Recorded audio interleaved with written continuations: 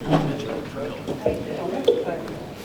right, I'm a more visual person. You guys all received a packet. Inside of there is a big, thick packet together.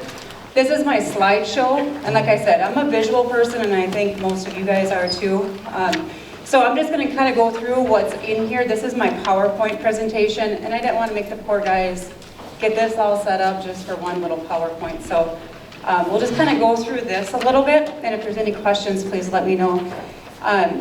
Like David had mentioned, my name is Joelle Vanderlinden, and I told him earlier, I said, good thing I didn't hyphenate from my maiden name, because it's Krikova, so it would have been Joelle Krikova Vanderlinden. I think I used almost every letter in the alphabet. But anyways, I am the permit operator for LoadPass permits.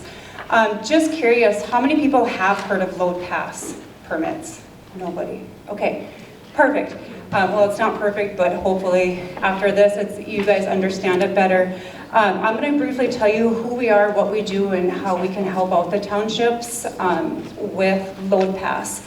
LoadPass is a uniform system, a permitting system for non-divisible loads on overweight, oversized loads on participating county, township, and city roadways.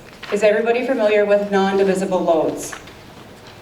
The reason I ask is that there are some people that don't understand what non-divisible loads are. So like your grain, your water, those are divisible loads because they can be to the weight of the road and what the restrictions are. So LoadPass, or actually, LoadPass, we started back in 1984 in the western counties over there, Watford City, or excuse me, McKinsey County in that area. And they started in 1984 with the North Dakota Association of Oil and Gas and Producing Counties and Coal Conversion Counties. That was our title, that was our name of the company. Now it's known as Western Dakota Energy Association, or WDEA. You might be more familiar with that. But like I said, it was tracking the truck traffic with the first boom out there in 1984. It was the self-paper issue permits. So if you guys are familiar with permitting for trucks, what that is that they would have the permits in the truck. What you're supposed to do is you're supposed to fill out those permits before you leave the yard from your start point to your end destination. And then what they did is they tore off half of that, or it was a copy side, so they put the copy side in the mail, they sent it off to us, we entered in the information, we invoiced them to pay the counties. So the industry is supposed to pay the counties. And so what happened with that, it's not very uniformed. Permits were being lost in the mail, permits got washed in the laundry, permits also were being filled out maybe if there was blue lights. They only filled out part of the permits, and only if the blue lights were behind them. You could always tell on those permits because it was really fast, and then signed and sent in to us. But now in 2010, we have everything online, from the driver's name all the way down to the payment of it, and we have reporting on all of that information as well. So then on the next page, we also have an advisory committee. We meet twice a year, usually in May, right before the Association of Counties meeting, and then we also, in October, that's when the Association of Counties conference is, and then we also meet in May. Our officers, though, do consist of county commissioners. We do have people with the Sheriff's Department. We do have Tom Wheeler with the North Dakota Township Association, and myself. On the next one here, this is a map of the current counties and the cities that are currently with LoadPass permits. We have 40 counties and 3 cities. Eddy County will be joining after the first of the year. We have all of their paperwork, so they will be joining. So I would like to say we're at 40.5, and then after the first of the year, we'll have them on. I have Kidder County circled here. I will be at their commissioner meeting on Friday. Cass County is very interested as well, which would be a big one. I will be talking to Sioux County in a couple weeks, and I will be talking to the tribe. So I'll be talking to the county and the tribal members here in the next couple weeks, and the same with Cavalier. With this also, I'd like to show you too, is let's say an industry is going to be coming from Canada and heading south, going into South Dakota, and they want to go the long way, they have to go that way. For some reason, they're going to end up going on county and township roads. The industry only needs one permit. If they're gonna hit up all of those different counties along their route, they need one permit, because it just will generally go through. However, each county has to approve their road segments. So Montreal County can't approve for Williams County and vice versa. So the county has to approve their road segments. And the ones that are starred, those are the cities. So Watford City, Dickinson, and Valley City are the 3 cities that are within our permitting system. And my hands don't want to work. So, and I believe the next one on there is, there's a map of Wyoming on there. And you're thinking, Joelle, we are in North Dakota. I don't know if the cold already hit you or why you have this map on here. We were asked a few years ago to go to Wyoming at their Association of Counties meeting and present of what we do. And so we went there. When I say we, myself and Brent Bogar, some of you may know, we went to Wyoming, we did the presentation of LoadPass. After we were done, all of the counties in Wyoming said, where do we sign? And we went, oh, Lord, we didn't realize that you guys all wanted to sign on at one time. So we've been working with Converse County, they're the ones circled there. They are with our notification system, and they're kind of like our pilot program county right now in Wyoming. So and I'll get into the notification system here shortly, but they are doing the notification system side of it, and we are working on doing the permitting side with them as well. Wyoming goes by classes for class weights, and so we're learning that system, so that's why it's taken us a little bit longer to get them on the permitting system instead of just like turning it on. Yep, we can do that. So we're working with them, so that's kind of exciting. So Wyoming is joining. The next couple sheets here, this is the different kinds of permits that we offer. The 3 on the first one, the trip, restricted, and excess permits are your common 3 permits that are allowed. And then you get into your seasonal permits, the harvest, wintertime, annual over width, annual over length, and your frost law permits. These 5 are optional to the county. So the county can either opt in or opt out of it. And I kind of said we are a non-divisible load. Well, we offer the harvest and the wintertime, and that you can go 10% over with, indivisible. So those are the permits that we offer. I stated that everything was done online. So the next kind of 2 slides kind of go hand in hand. I kind of did a generic route, just a rough route from Burleigh County, and I ended up in Stutzman County, but I did go through Kidder. So I did go on some county roads and some township roads. So what happens when an industry is like, hey, this is the route I need to take. I have to take this. How does my permit work? How do I collect, or how do I get feed for this? So if you look on the next one here, you notice Burleigh County has all of their road segments. You can see it says county, and then the township roads that they're in, and they're in blue. And then it goes into gray once I hit Kidder County. And it was longer than that, obviously, because I took a jaunt through Kidder County. Our system will not calculate for Kidder County, anything in gray. So that would include your state roads, and I want to make it clear, we are not with the state. We are a separate entity than state. So if they happen to travel on state roads, a non-participating township, a non-participating county, it will gray out, and we don't collect any fees on that at that time. So our system will only calculate the participating counties and townships. In other words, if they're on the state road, whether it goes through your township or not? Not the state roads. Or We don't do state. No, that's Yeah. what I'm saying. Oh, If they come through our township, the state road goes through the township. Yep. It ain't charged the state. yep, then they would have to get a permit through the state. Yep, exactly.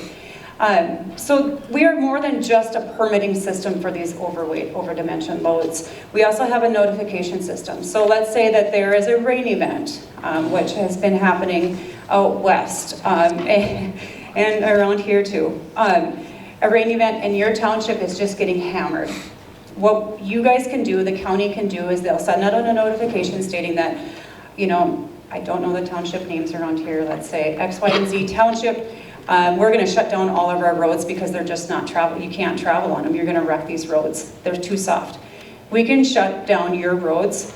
We can put a notification out on our map, and it will The county sends out the notification, then it is sent out to people that are on the notification system, which we have 13,000 users that receive them either via email or via text. So, and also with that, if you are with a uniform permitting system, which we are, is House Bill 1320, which is also in Century Code, stating that if you're with a uniform permitting system, you have 5 days to road your signs. So that includes during frost laws, road closures, or anything like that. We also have a reporting system. So let's say you shut those roads down and an industry goes, well, I didn't know about it. And they got caught and they're on it. Now they have a fine to pay. We have a report that shows when that notification was sent out, who received that notification from a company, if the company received it, who from that company, and when they opened it. So, you know, we did have a court case go out in Western North Dakota. They didn't ask us for the reports and the industry won. But if they would have asked for the reports, we seen that 3 of the people from that company actually opened it up before they left. So they would have had a little bit of a reporting incident there. Not saying it would have went the other way, I'm just saying we do have that reporting. So with the notification system there, on the next one I showed you with Afton, this is in Ward County. That's what it would look like when you guys shut down a township. The road restriction on the right side there, it says 80,000 pounds, 6 ton. Right above Afton, you see a red line. That is showing that there is a road restriction on that road. And when you click on it, then you get that 80,000. 6 ton says year round. So we can restrict, you know, your roads to red, whatever your restriction is, it will show up red on our map. And then if the industry clicks on it, they can see what exactly that restriction is. And it also shows up on their permit as well. Do you show speed then too? No speed. Because we limit the speed with a loaded truck. Right, so we can put that in here, you know, like the speed limit is, you know, in our description. Unloaded trucks, Mhm. empty, we don't have it, but Right. if they're loaded down, we have 30 miles an hour. Right, yep, and we can put that in our description. Part of it, it just will not be calculated into the fees. Yep. And when I say calculated into the fees too, I should probably back up. We go by gross vehicle weight right now instead of axle weights. However, we are working on converting that over into the axle weights. So we're hoping by the end of frost law, when frost law ends next year, so July 1st, we should be into the axle weights instead of gross vehicle weights. So that's why I didn't put our fee schedule in here, because that will be changing. One other thing that we offer too is the Law Enforcement Access Portal. This is LEAP. This is for your law enforcement agencies. This is a quick lookup. This is what their dashboard looks like. They can look up a truck driver, or a truck, I should say. They see X, Y, and Z trucking going down a road and they're like, hey, you know, he looks a little overweight. I wonder if he's got a permit. He can look up by either typing in X, Y, and Z, or he can use the license plate number on that truck even before he goes and talks to the driver. So that's something that he can see right away. He or she.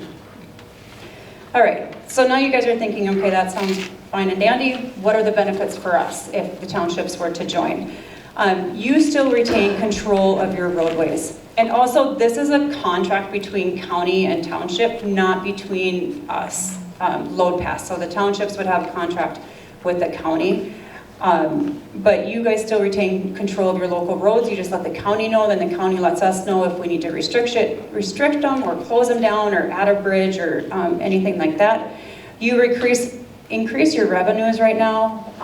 We have all the reporting on the roads, and it prepares you for future projects. You know, the pipeline, those fun little windmills coming through, or any other kind of construction that might be coming through. There's no more late night phone calls. I don't know, are you guys doing permitting right now on township roads? Nothing.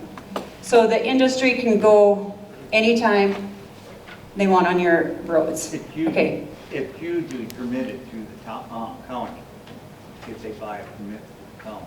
Okay. On your As township far as roads? I know, yeah. Okay. You can ask the commissioner. Okay. So then you guys aren't even receiving those phone calls, those approvals of X, Y, and Z going across. Okay. And it improves or provides uniformity across county lines for both the local government and the industry. So everybody can just get the single point, the one permit if need be. Right now, I'm not sure how you guys work it out with the county, but you know, you get fees collected on those township roads. You hold the industry accountable for what they're hauling on your roads. The next few pictures on there, these are some local roads here in North Dakota. Some of them, yeah. Right. So it's just more than just going, gosh, dang it, now I gotta try to get it, you know, and try to blade this out. Now what am I gonna do? This is more of a safety issue as well. Who else is traveling on these roads? You have school buses trying to go on this. You have emergency personnel trying to get to a house or to a residence as well. So it's important that we keep your roads safe and drivable. Hold those industry responsible. So that last picture, of course, that nice sunny bright day, that's what we are hoping for, nice dry roads, but also where they're safe. So pretty much that is LoadPass in a nutshell, and that was really, really fast, so I apologize. But is there any questions out there? That made me nervous. Yeah, no. These grain trucks, where we see the problem is if custom combiners come in and do a quarter or 2 quarters, by the time they leave, they brought the road wrecked because they're well over 180. Actually, we're only 80,000, we're not 105. Sure. By the time they leave, the township is caught with the bill. So how do we regulate something like that? Okay, so I have 2 options for you. So A, that's a divisible load. If you're talking about like the grain trucks, you know, because it's grain in there. Yeah. Is it tarped? Oh, it's tarped. A lot of places don't tarp. I don't know if you guys ever had that. You guys don't have that problem up here. Wow. Okay, but anyways, so that's a divisible load. However, what you could do is you could have a contract.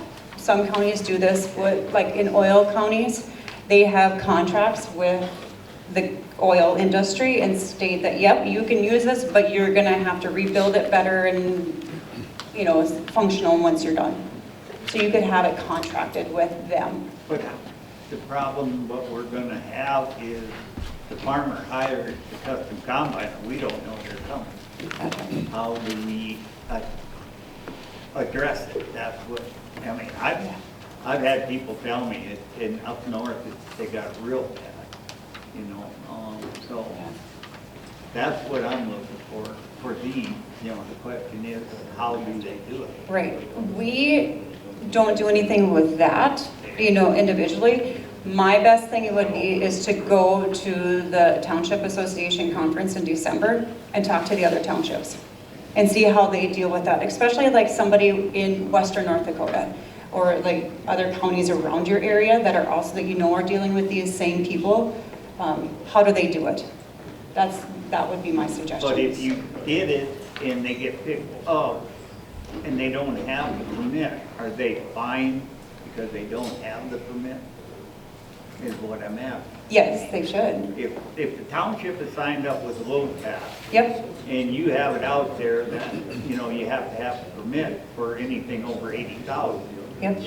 And they don't do it and they get picked up by law enforcement, are they going to be liable for, I don't know how to say it, other than whether they're over, law enforcement is not going to stop them if they're not over 30 miles an hour. Okay. So, but if they do, I've tried, when I was a commissioner, I tried to get the state to say,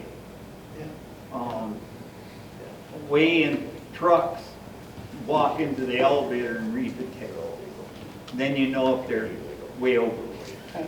And they should be fined like that, but the state won't do it. Right. Somebody's got too much power. I don't have that power. Yeah. I wish I did. No, I don't. I don't want that much power. But But I'm just no, asking. I can't honestly answer that because that's a divisible load. And I'm not law enforcement. We do not enforce. We are here to provide the permits. Yep, for non-divisible. Yep. Any other questions? Do you combiners buying the permits then from LoadPass to go from county to county? I would have to check into that. If you have a name, I would have to check into that because we have so many companies that use But you LoadPass. can find that out as a township or whatever by going into, Yes, or a county. or you contact us. going in, and then you can look at something. Yep, and we can do all that reporting. I'm just throwing that Yep. out there because they are a custom combiner right close in Burley County that do come into Kidder County. Sure. So they, if they buy permits, then they'd be Yep, and we be can, able to see it. great, absolutely. And we can do all that reporting for you. Yes, Okay. absolutely. So some did, Right, because they're hauling their tractors in. Yeah, or whatever equipment that they're, yeah, Okay. Yep, Okay. yeah. Yes, sir. This may be an ignorant question, may also be a yes or no answer. Does LoadPass use the bridge formula calculation at all in setting up the route? Yes. Do you- So yes, you will see a bridge formula across that. So when the industry does do their permits, we are collecting that axle weight information, and you will see that on the permit when you, yeah, Very absolutely. good. Yep, Thank you. yep. Any other questions? I want to know his name. Terry, Terry. yes ma'am. Thank you. So that other information real quick in the packet is just informational stuff. That is stuff that you guys can request. In there as well, there is a township agreement. This is just a sample, one that we have received from another county that has used it. So I'm not saying this is what you should use. It is something you should be talking to your commissioners about. But yeah, that's what that letter is about Hub 1320, and it's the sample contract between county and township. Any other questions? And I will stay for the break as well, so if you think of something else. Okay, thank you.